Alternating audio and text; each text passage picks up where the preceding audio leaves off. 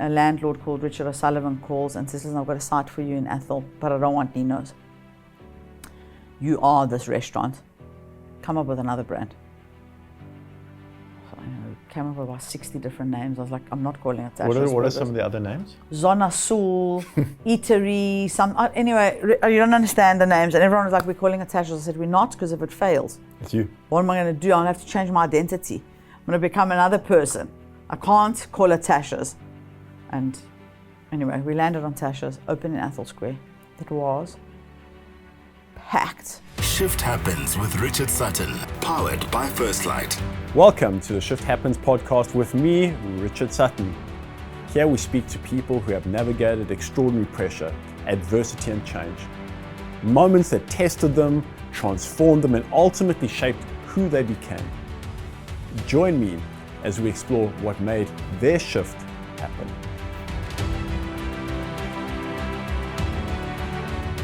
On today's podcast, we have with us the founder and CEO of South Africa's most iconic hospitality group. 14 brands, 45 stores across 5 countries. She's been awarded an honorary doctorate for her contribution to business and leadership. Let's dig in with Natasha Sideris. It's extraordinary what you've achieved. In 20 years, what you've achieved is stratospheric. I think that's very slow. Too slow. I'm too slow. No, but I mean, you've got 45 sites, 45 sites, 14 different brands. Correct. You've gone a home store now, which is I think is really exciting. Yep. What's really impressive, actually the most impressive, I'm a little jealous about this. Yep. You've got an honorary doctorate. I do have an honorary doctorate. I think you're going to get yours soon. I want one of those. How do you get one of those? As long as I'm not called Dr. Sideris, it's fine. People want a consultation. No, who did you have to become to build something so extraordinary? Who did I have to become? I had to become someone who probably had to set aside a lot of things that other people maybe wouldn't be prepared to compromise on. Some of them not so good. Compromising on time with your family, compromising on time with your friends, and I'm talking about the negative things now. And I had to become someone who was extremely focused, extremely dedicated, and I wouldn't say eyes on the goal because it's been a journey. And I think a lot of people who maybe set themselves this very big goal forget about the detail that's required to get to that goal. They forget about it. So all they see is this like massive goal in front of them. There's a lot of very small steps that need to be taken to get to that goal. And I'm a small steps, maniacal, focused on the detail to get to that goal. Not big strides to get there, and that's why maybe I said I'm a bit slow. But I suppose I just had to become someone who's driven and want to succeed, not at all costs, because I think I do have morals, and I won't just do anything for success. I think that's really important. I won't compromise my staff. I won't compromise my people. There's no underhanded, shady deals, very honest with my business partners. But I am a very difficult taskmaster. But what I want to know, and I think what's so relevant, is who were you when you were growing up? Who were you as a kid? Who was that kid? I think I was just born with it. It's just this desire and need to excel. And that's who I was. And I've got a letter from my Aunt Amanda. And I think I was like, we don't have standards anymore, but standard 7 or standard 6. And she wrote this letter to me. And she was like, when you get into that pool and your eyebrows knit together and you just want to beat everyone in the swimming pool, or you're doing your work and you're asking all of these questions and you want to be the best academically. And she said, don't forget to stop and smell the roses. And I think, Rich, to answer the question, I've just always been like that from a very young child and very bossy. I've got a story to tell you. So it was nursery school at Saheti, and there were 2 sandpits, a very big sandpit and a baby sandpit. And every break I would gather all the little kids. I was also a little kid. And they'd have their little spades, and I'd say, okay, right, today what we're going to do, take all the sand out of the baby sandpit, put it in the big sandpit. And then the next day, big sandpit into the small sandpit. And I had an army of people going in and out. I've always liked to lead.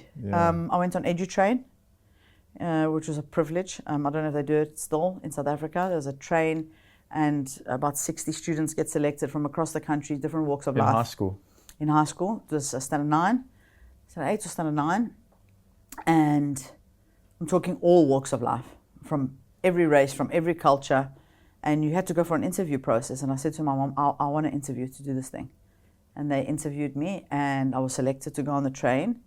And even on there, amongst leaders, I also still wanted to be the leader of the leaders. I think maybe a little bit over ambitious, but It's so interesting what you just said there, because when you unpack different forms of motivation, based on principally Viktor Frankl's theories and ideas, most human beings are driven by 5 motivations, one of 5 or combination of 5. And the first could be around self-development. I want to grow, I want to evolve, I want to be better. And if I'm growing today, I feel fulfilled and I feel great about myself. The second motivation stems or centers around community. I want to build a community, I want to be part of a community, I want to be nurtured, I want to be cared for, I want to care for. So some people, they're motivated by community. Then you have others that are motivated by what you've just described, excellence, just achievement. If I'm the best of the best when competing against the best, that gives me something. I don't know what it gives me something. And then you have others who are motivated by, I want to make a difference to someone's life. You actually very much along that line, and because I know you well. And then the final one is, I see the problem in the world and I'm motivated to change the problem in the world. So we're always a combination. So the excellence and the changing lives. I think there's definitely a combination. Yeah. Because as you've mentioned, every one of those points I can identify with all of them. So yeah, very interesting and actually perfectly correct, because it is a combination of all of those things. Difficult for people to define. You've articulated it well because it's what you studied.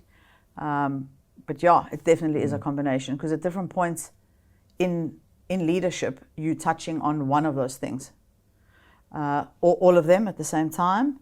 But definitely, it's definitely a combination. But what was the emotional climate at the time? As soon as something had to be results driven, then that sense of absolute freedom for me disappeared, which sometimes I really crave. And maybe when I go on holiday to Greece and I switch my phone off for those 2 or 3 weeks, I have a sense of it. But as soon as there were goals set in place and I had to achieve, then that complete sense of just being free, I've always felt a sense of responsibility to do well, like a big sense of responsibility. Now, whether that's because my mom put me on a guilt trip, because I've come from a Greek family and like you always got to do well, you got to be the best of the best, could have come from that. I mean, I'm laughing because I used to make my mom sit up while I would study till 2, 3, and 4 in the morning, and then she would take me to the swimming pool to swim as a break, because I also loved swimming, and then go back and study some more. And my poor mother had to sit with me there, and I would have to revise my work again and again and again. And she would say, Natasha, but you know it. And I'd be like, no, mommy, I want to do it one more time. So, listen, my parents did push me. My mom, because she saw something in me. So they did push. They pushed academically, and they did push, not with punishment, not with guilt if I didn't do well. All of that was self-inflicted. Definitely came from inside of me. But they nurtured it because they could see that I was great at sports and I was great academically. So they nurtured that in me. But I think, I mean, I'm not embarrassed to say it. I'll say it. I am a people pleaser. And that's also a big part of it. I want to make people happy. I want to please. So a big part of my leadership is, what am I doing to make other people happy? What's your brand? Yeah. Am I walking in the room? Am I going to Union Tiles earlier today and the lady's so excited to see me, and I write on the back of my business card a voucher because I want to bring joy to other people.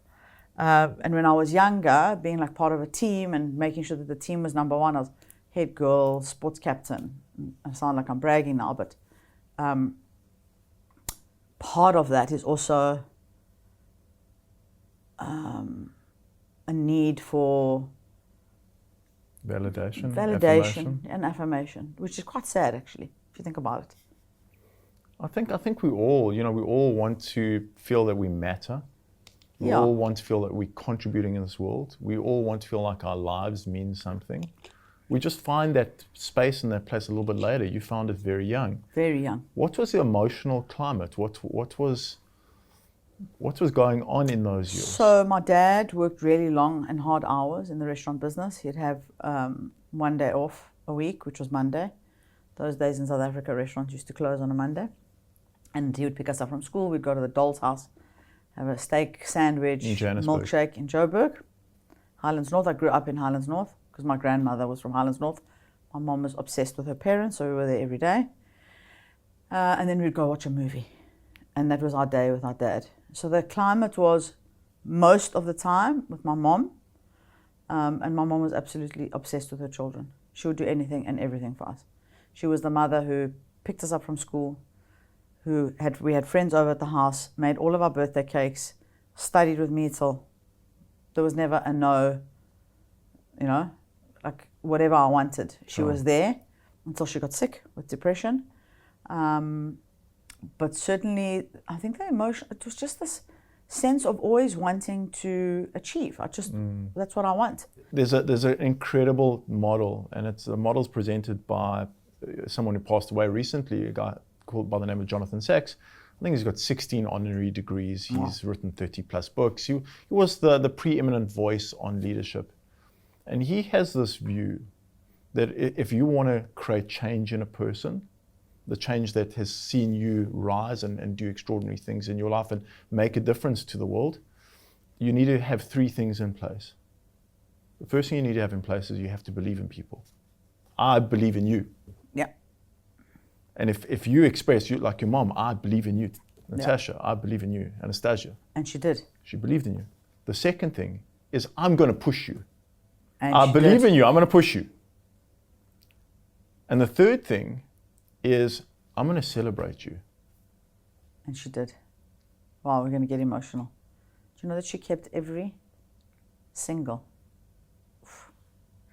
article and newspaper clipping ever written on myself and my brother? There isn't one missing. I took a box to Dubai the other day and I was weeping.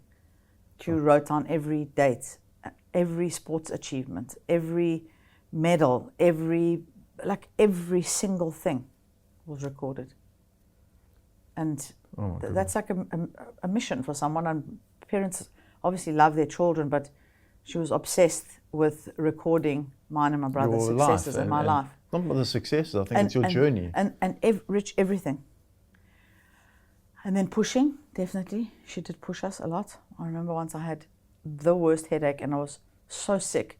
And she was like, no. I said, Mommy, I can't study anymore. She was like, just take a Panado, you'll be fine. In the meantime, I don't know, I thought maybe I had pneumonia or something or bronchitis. Take Panado, carry on studying, you'll be okay. But yeah, so she was absolutely... in many respects taught you how to do hard things. Yeah. But it's you have this mother who is your bedrock. One day she's there. And depression's it was almost overnight. Depression 17. is impactful. Very. And you're looking at 1 in 2 people are struggling with mental and emotional well-being today. Yeah. No, she had major depression, not bipolar. She had anxiety and major depression. And how did and that... she was so present. And then, Sava was young. We've got a 4-year age gap. So I think when I was about 17, she started getting sick.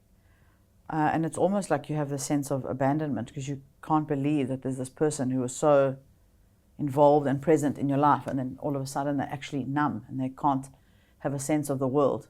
And yet through the depression, she still collected everything.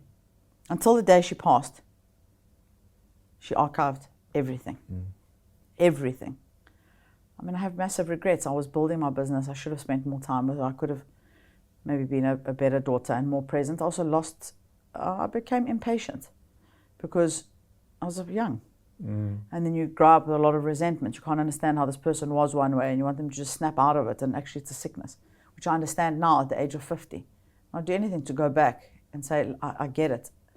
But when you're young, you don't understand it, and then you carry that through and you think you become an adult at the age of 30, 35, but there's still a level of immaturity, and until you can get another perspective on things, sometimes when it's too late, like in my case, you land up having regret, you know. And it's one of the, if someone were to say to me, and I have been asked this question before, is there anything you'd go back and change about your career and this amazing business that you've built?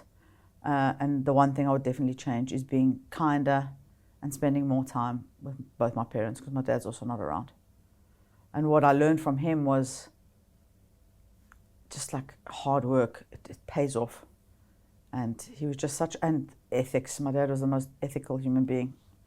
And you just had to walk into one of the restaurants or other restaurants, and the staff would know who he was because of the way he treated people. It's interesting, you know, you just mentioned the two forces that shaped you, your mom and your dad. And the greatest success vehicle in any environment, regardless of business or in life, is trust. And when we break down trust and we deconstruct it, there's three elements that come through. The first is competency. I'm good at what I do. And your mom made sure that you were good at what you do. Yeah. The second is values and ethics. I do what I say. Always. And I live by a code of conduct, and I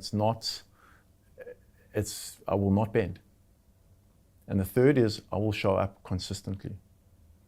So if you look at what they've given you, so much of who you are and the success that you've made is built on the values and the principles. No, I wish I could have seen it.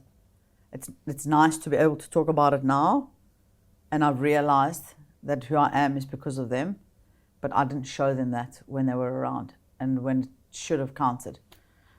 You know, you can also get like tripped up in your success and like a little bit of ego, and you like, it's me, and I'm doing all of this.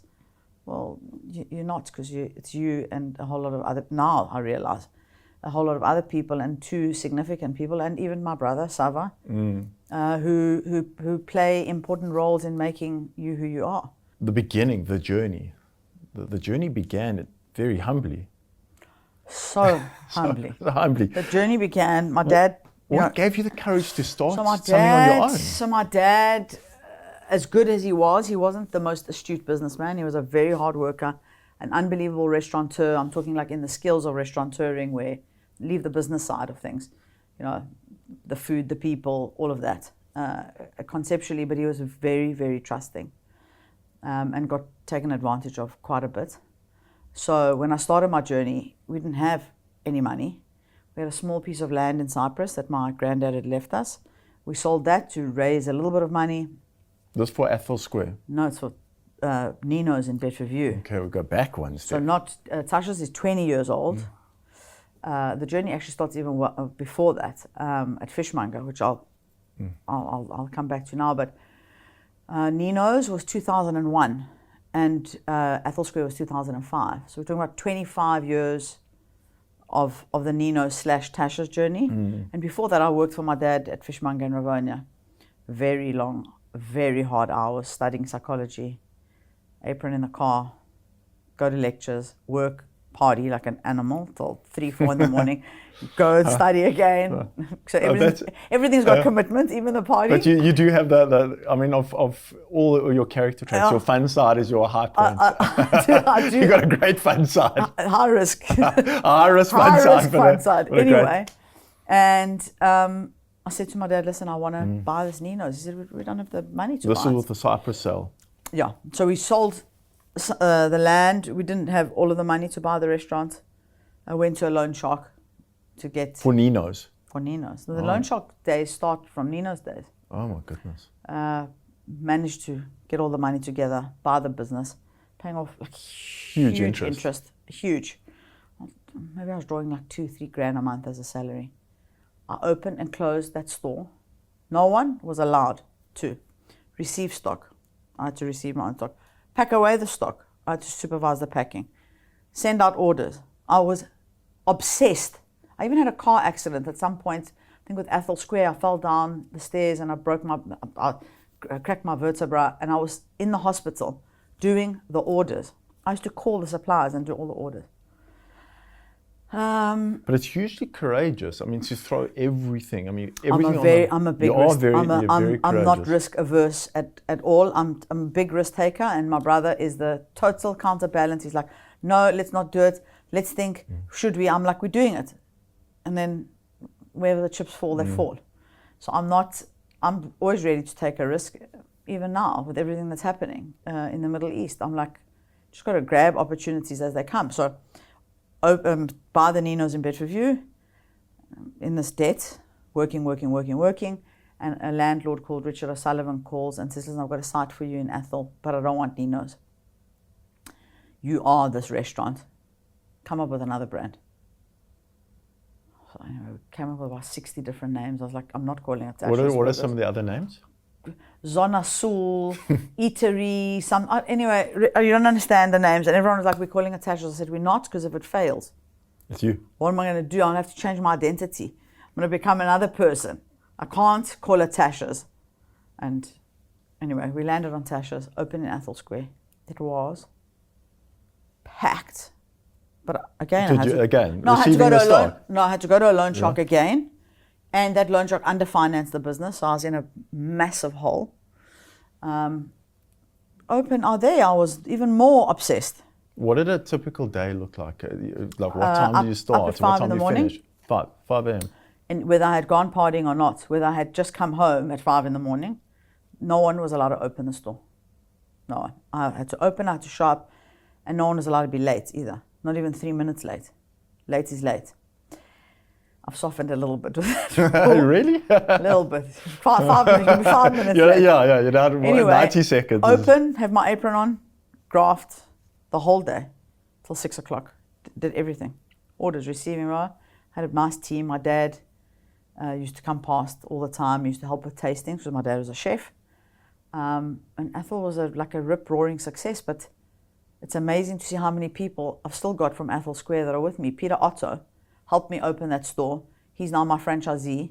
He had 2 stores in Joburg. He's got 1. He sold his other one to someone else. And he's opening 1 in Mully Point. I've still got my barista from Athol Square is the barista at head office. So in Dubai. She's a barista at head office here in South Africa. Precious, who started with me from Nino's days, so over 20 years. He's running one of my busiest restaurants in Dubai. So I've been very blessed with people. So, in terms of, I mean, it was tough. The demand, just the demands. And then financially, I can't imagine that financially it was easy. The reason Athol. I fell down the stairs at Bellini's, it was a lunchtime, so I hadn't had any drops. And we needed to come up with a bank guarantee. I hadn't even opened, running Bedfordview, but hadn't opened Athol Square yet. And the loan shark was like, no, I'm not giving you any more money. I was like, Had you started the process? The store was nearly done. And I was distracted and on my phone, and I slipped down the stairs and cracked my vertebra. And for those who don't know, it's a monster staircase. That staircase is a monster. It's practically vertical. Exactly. And there's a lot of stairs. Hit my thing, can't breathe. Friends put me in the car. That's just one of the stories. I also had a car accident, a really hectic one. Paying the loan sharks back. Toll. I mean, not just demands, but what was going? How did you die? So not my surname. The translation of I've never told you that. No. Sideris means iron. It means steel. Sideron. Makes sense. And my great grandparents, my great rather, was a blacksmith. He used to work as an ironmonger. That's how we got the name Sideris, steel.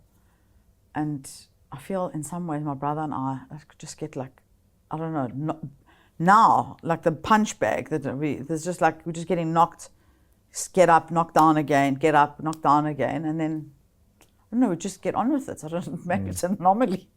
I think a lot of people wouldn't be able to. I mean, I was in partnership with famous brands that was good and bad, like swimming upstream. We've had a lot of knocks. Yeah. A lot. This is, I think, going to go down as one of the worst knocks ever. This Middle East crisis. The war in the Middle East. But as you say, I mean, you've been able to rise, but what within you? What do you tell yourself in those moments? There's dark days, there's hard days, there's days where the strain becomes automatic. How do you, in your own mind, kind of keep moving forward? I know that you just do it, but how do you keep moving forward? Well, Rich, I'm not advertising you here, but you have been instrumental in that. No, it's a fact. I was in a very dark place when I called you that day and asked if you would help me. I was going to have bariatric surgery. I was down. I was feeling depressed. I didn't have my normal energy, and you gave me another perspective on life. Small, like basic interventions, vitamins, training, getting my body moving. All of those things helped a lot. It could have gone either way.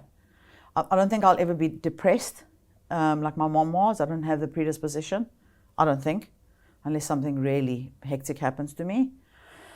But I was in a dark place, and I was like, what am I doing? I've sacrificed my whole life. I'm just working. All I do is ever work. And I don't see any light at the end of the tunnel, and I felt terrible and unhealthy. I do, and I have always allowed myself to have bad days. I do allow it. I think giving yourself permission to have a bad day and just be like, you know what, I'm actually surrendering to this day. It's a terrible day, and I'm just going to accept that it's a bad day, and I'm just going to let it go, and I haven't been able to do my best. But then tomorrow, I'm going to come back fighting fit, and I'm going to start again. I think if you don't allow yourself those bad days, it's very difficult to sustain what we've managed to sustain. It's almost impossible, because if you're going at full tilt, like every single day, and you're not forgiving, you're going to have a day when you just wake up and you're like, oof. The message is self-compassion. You have to. You have to have that. And so many leaders and so many founders just don't have that tolerance of themselves. It's not sustainable. Not sustainable. It's absolutely not sustainable, especially at the pace that we're Having to growing operate, at. yeah. We're going to open 16 stores. We've already opened 2, so it'll take us to 18 openings this year. When we had a conversation about 6-7 months ago, you were opening. Basically, the business was growing by 48% over 24 months. Exactly, and that is you're gonna fail sometimes, and your team's gonna let you down, and you're gonna employ someone who's not the perfect fit. You have to be able to roll with the punches. You can have good days, you can have bad days, and it's just you got to fight to survive another day. And just going back, I mean, so you've opened Athol Square. It's a roaring success. The demands are really high, the pressure's high, but you've got the support infrastructure. There's people who are backing you, people who believe in you, Customers, unbelievable. The customers are there for you. You found your identity. South Africa takes off, absolutely takes off. Like there's no one who's not at a Tasha's on a weekend. There's no one who's not at a Tasha's in the week. It's like the place. Yep. Now you make the decision to go to the UAE. I mean, well, you know me, South African. First, I had to convert my Nino's in Bedford View to a Tasha's, and also didn't have the money. And my landlady from Village View, Penny Cavaleros, who now is a very, very good friend, phones me up and says, Manamu, which means my baby, you have to change Nino's to a Tasha's. I said, Pen, I don't have the money. What are you talking about? Oh, make a plan, Anyway, introduced me to someone else. Got the money, renovated that store. Now I've got 2 stores that I'm paying. I had 2 already paying back to loan sharks. The first one, Nino's, I had nearly finished paying them back, but then I had to get into debt again to convert. So I've got these 2 stores, absolutely pumping, so blessed, like heaving. And I'd go between the 2. Sava joined me, my brother, to help me. And Kevin Hedderwick from Famous Brands approached me and said, listen, what are your hopes and dreams? I said, I definitely don't want a franchise. I want to own them all. I did the most juvenile presentation for Investec, which I still have. Asked for 10 million rand. And the guy just looked at me. I remember he came to Athol Square. He was like, you own 2 little restaurants. I'm going to give you 10 million rand. That's a lot of money. But did they know you Dr. Tash? No, well, I only became Dr. Tash now. And anyway, needless to say, the only way to grow the business was to franchise. I had a great rapport with Kevin. 12 years of corporate life. Learned a lot. I don't regret it, but tough. If I have to talk about probably the toughest time in my career, I don't like to be told what to do, clearly. And I want to be the boss, and I want to be the master of my own destiny. And the minute you enter a corporate environment, you lose that freedom. And if you have to ask Sava, I think what aged him and made him the most stressed ever was this relationship where we were the founders and then we had to adhere to all of these corporate rules and have a boss. The accountability. Anyway, I never let to anyone someone else, boss me, needless to say, and so there was a lot of friction, always. Was there great expansion in that period?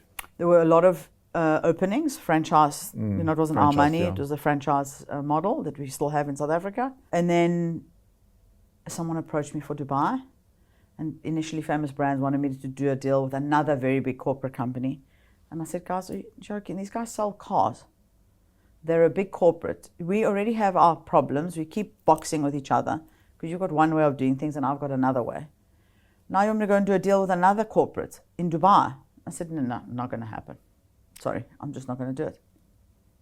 But it was brave. I mean, it was brave to And land in the UAE. I hope Kevin doesn't ever hear this podcast, but I remember him saying to me, well, you will go. And I said, I will not go. And you guys can take your aprons and you guys can go because I'm not going.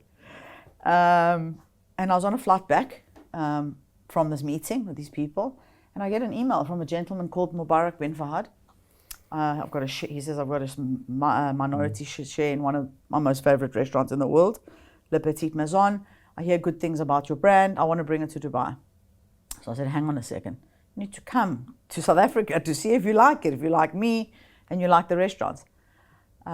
He flew over, took him on a tour. I think the first day I didn't speak to him because I was in the restaurants calling orders. And Sava was taking him on a tour. So he says, what's wrong with you? This man's come all the way. I said, yeah, but I need to be in the kitchen. What does I tell you? And we ended up doing a deal and opened and I was still in partnership with Famous Brands. So there was like a royalty structure, but I became a partner in the store and started gradually moving to Dubai. My mom was, what are you doing? I can't believe you're going to open in Dubai. You're taking another risk. You're going to lose everything. I was like, it's going to be fine. Don't worry. Tell me about the first few days of the first opening in Dubai. Nightmare. So we put everything into it. Without Sava, we wouldn't have opened that first store. He's like very, not process driven. He's like he can get a project over the line. So I'm the creative strategy. I'm also a doer, but Sava's more methodical in his doing. We open the store, it's dead. Day one, nothing happening. Day two, nothing happening. And you've got the South African paradigm, which you can't fit enough people in the restaurant. You don't understand. I'm like, what have we done? Maybe my mom was right. And I called one of my mentors, Mike Nunn, who's now also a partner in the business. And I said, Mikey, what am I going to do? He says, Tash, don't worry, it's going to be pumping. So I said, but when? It's been dead. He says, don't worry, just go back to the restaurant the next couple of days, you'll see.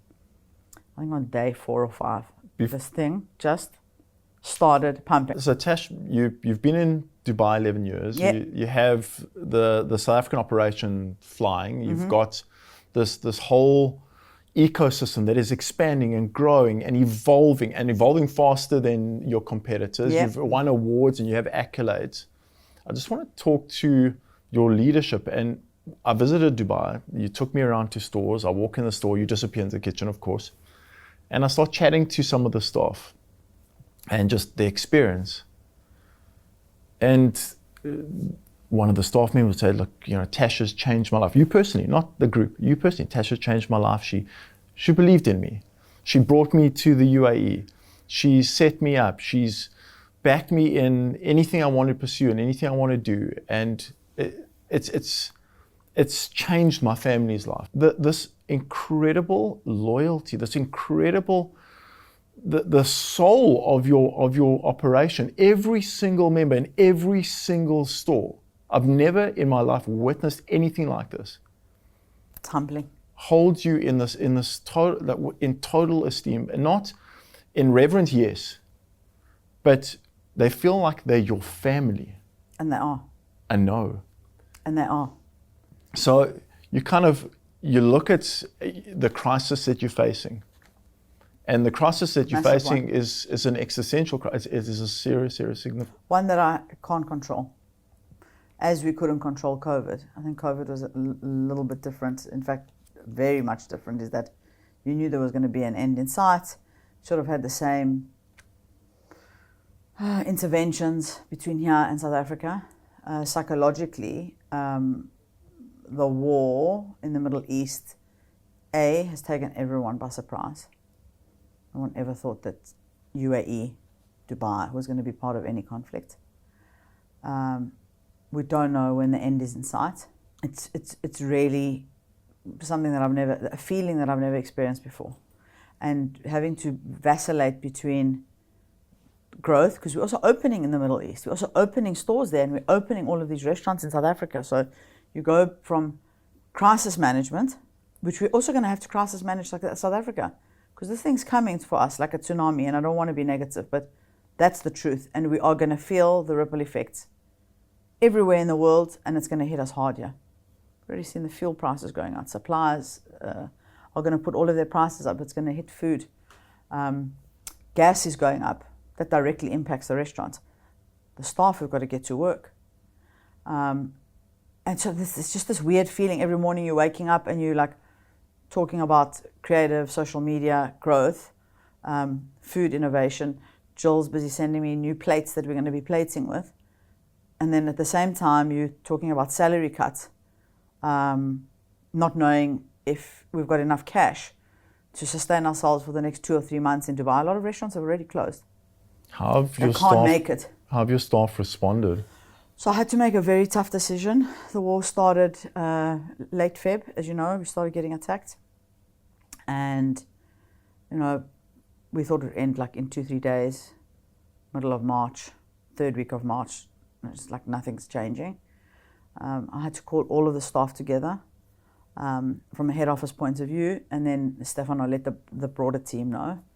And we said to guys, listen, either 30% of you have got to get terminated, or all of us, including myself, are going to, and I'll take more of a haircut, obviously, because I'm earning more, 30% salary cuts across the board, with a promissory note that when the going gets good, and it will, that we're going to pay you that money back when we can, not the minute it ends. So if someone's earning 10K a month and we've taken 3K over 5 months, that's 15K. We're going to give it back to you. Whether we give it back to you in a year or in 18 months, you're going to get your money back. Not one person objected. And I was weeping as I made the announcements. I was crying because I felt like I let everyone down because we didn't have enough savings in the business. But we've also been reinvesting in the business in terms of growth, like an academy and opening in London and Tasha's home. We've taken cash flow to grow. Where in COVID, we had a war chest. So it was a very different story. I was just weeping the whole day. But when you know that they've got your back. Kind of looking at this, and what really is unique about this set is that your leadership and your leadership team, I think it extends well beyond you now. Definitely. The culture that you guys have created, it's an extraordinary culture. You are managing to lead in kind of everyday life, outside of crisis, shall we say. Mm-hmm. And when you hit a crisis, you also kind of raise the bar and you lead effectively. And it's very seldom that there's some leaders who are brilliant in crisis, and when the days are normal, they're not so good. So how have you and your team, how have you been able to live in these two worlds, which very few businesses and very few... COVID was a big training ground, I have to say, for what's happening now. The curse is a blessing. Yeah. So, when COVID happened, it was 4 days. And I said to my brother, we're going to give everyone 4 days to just actually let this sink in, myself included. Day 5, we just were at it. What are we going to do? How are we going to come back? What are we doing about cash flows? Are we going to simplify menus? What are we going to do about supply chain? So we had all of those learnings. And as the war happened, we got on the line, crisis management. Okay, guys, what are we doing? We're cutting down menus. So we don't have to order as much stock. Not going to put pressure on the supply chain. Ask the staff and the team if they're okay with a 30% cut, or we're going to have to terminate 30 people or 30% of the people. Take away all we normally have 10, 12 cakes on the display, 2 cakes a day. Just simplify everything. Connect with the customer in a way that's, not that we don't connect other times, but really in a meaningful way. Don't talk about the war, don't talk about the crisis. Let them come inside the restaurant and be a place where they can totally escape. I heard that one of the stores, Avli, had Yeah. this communal table. Yes. Where come guys, everyone's afraid and everyone's Exactly. uncertain, and come around, we're going to share one table at the restaurants And just chat. and just connect. And just connect. So we're doing Beautiful. we're doing a lot of those. We actually are going to host. I thought about it yesterday. I said, how, not selfish, but how inconsiderate of us not to think about hosting a lunch or a dinner for the people on the front line, the radio presenters, the TV presenters, the people who are writing all the articles, the people who are reporting on the war, the people who are keeping restaurants top of mind. So we are actually going to invite, I'm not going to make any big campaign out of it. There might be 60, 70 people who've kept us top of mind and the industry top of mind and are reporting on the war, and we're going to just invite them for a lunch. And Stefano said, well, what are we going to do about the budget? I said, doesn't matter. If it's an extra day of loss, doesn't matter. Just to get everyone to come together. So it's like this really bold display of gratitude and appreciation. And have to. So how do we do it, Rich? It's just the same principles, I think. Just excellence, making sure that we're going to keep the business afloat, doing what we have to do. And for me, when you ask me that question, it seems so obvious because it's just natural. It just comes from me. We've built this business. We have employed over 2,000 people.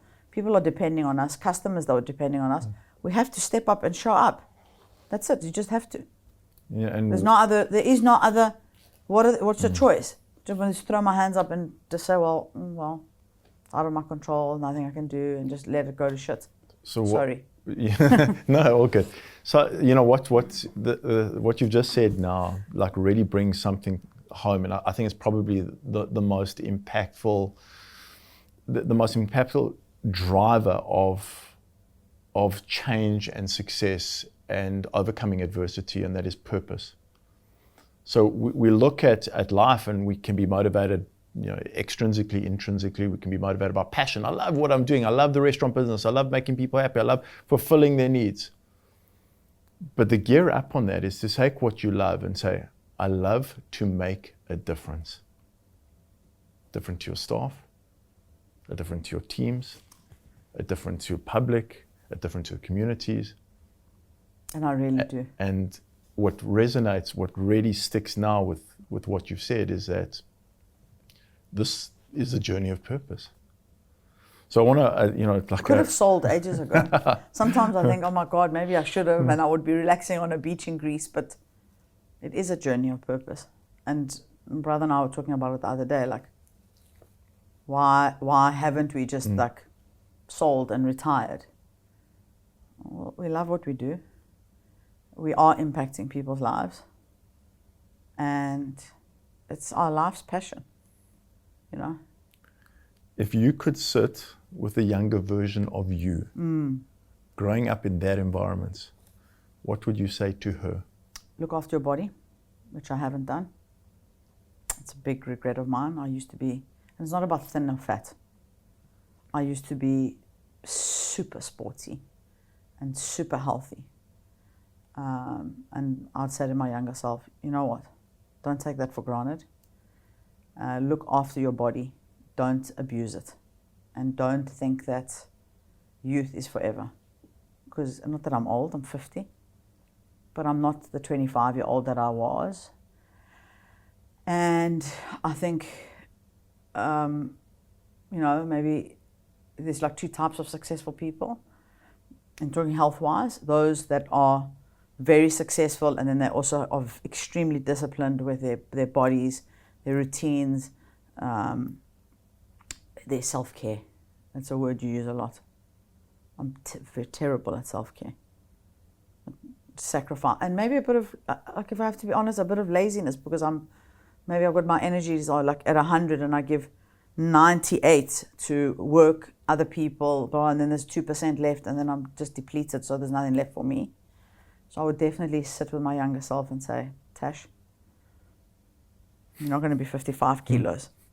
You're just not going to be 100. So you better watch it and look after yourself. And then, the most important one is family. And I try now much more to be present when I'm with family, to call my aunt. My other aunt passed, my dad's sister passed away. I made massive effort to spend a lot of time with her because life is very short and things pass so quickly and loved ones are in your life and then they're not. So I would have definitely spent much more time and been, not that I was horrible to my parents, but I would have been kinder and more patient. You forget that your parents are also just human beings. They've got this title of parent. They're also learning as they're going. And you've got this impatience. You want them to be like everything. They've got to show up all the time and they've got to be the best and they're also allowed to let you down. So that would be the two things. I wouldn't change anything else. Nothing else. I'd still be as I am. Tash, we're just going to change the pace. We're going to go to rapid fire. Whether you can keep it to rapid fire or not, that doesn't matter. But I like to talk a lot. Let's dive in. Okay. So, first word that comes to mind, I'm going to ask a question. One habit you don't compromise on, no matter how busy things get. One habit I don't compromise on. I'll take my vitamins diligently. I'm scared because he's giving me a lot of things that I'm supposed to do. I'm religious about my vitamins. Okay, good. It's a religion. Because at least I can control it and it doesn't require a lot of effort, to be honest. Just got to go to the pull box and open them and take them. What part of your journey do you think most people misunderstand? That they think it's easy. So they just look at the success and think, oh wow, look, she just did it. Oh my God, I could sit here, never mind 2 hours, we could sit here for 5, we could sit here for days actually. One day I'll write a book about the things that I've been through to get here. The world has forgotten, not everyone, but I think the youth, there's a big lesson. I hope I'm not insulting any youth that are going to be listening to this. Have to work hard. Nothing comes easy. And I know that this is just a world of instant gratification and social media and fame and whatever it means to be famous. Who cares? It doesn't really matter. You want to do something meaningful, you have to graft. That's it. Beginning and end. It's just not going to happen any other way. What do you do practically when you feel overwhelmed? Breathing now. Thank you for that. Box breathing. I said to Nikki the other day, shush. We were driving around the car. I said, you're giving me anxiety and turn this music off and I need to do some box breathing. She's like, what? It actually works. It's unbelievable. It's the most unbelievable tool. It just chills you out. One belief you had about success early on that you've had to let go of. Wow. That money is success. Ooh. Not true. Not true. For the longest time, everything was, I want this, there's this goal. And it's not because we've reached a point where the business is financially successful. Money is not the ultimate determiner of success. It's so many other things. Last question is, where to next? Take over the world. So obviously I think this war has really shone a spotlight on diversification in the business. So we're going to double down in South Africa, bring all of our international brands here, and look at growing. We'll continue our growth in the Middle East because I still believe in it, and I really am. I'm so privileged. I'm South African, so grit, determination, knock down, get up, knock down, get up, perseverance. Adaptability. That's 100%. So patriotic, and it just comes from there. But I'm also Greek, and that rich Athenian culture and the history of Greece and the beauty of Greece and its food and it's just an amazing. So I've got that. And I have to say I've been living in Dubai for 11 years. I feel very patriotic towards Dubai. And I'm proud to be a UAE resident, and I love it. So what a privilege. I've got these 3 things. Dubai makes you want to be just ambitious, and your dreams are as tall as any skyscraper, and anything's possible. It gives you that. And if you're prepared to work hard, you're going to do well. As a South African, you can handle anything. Anything. And Listen, you know how many South Africans are working in Dubai because of that. And then we'll look at other countries. I'm opening in Greece. We've been offered an opportunity for the United States, and we will just continue to grow. I also have a responsibility to people who join me in their 20s, who are now 35 and 40. I can't just say, well, it's over now. There's something in it for them. I've got a responsibility to those people. They've also now got to reap the rewards. So I'm praying that this war will end and this madness will end. And it'll take some time for the UAE to recover, maybe 6 months, maybe a year. We're not going anywhere.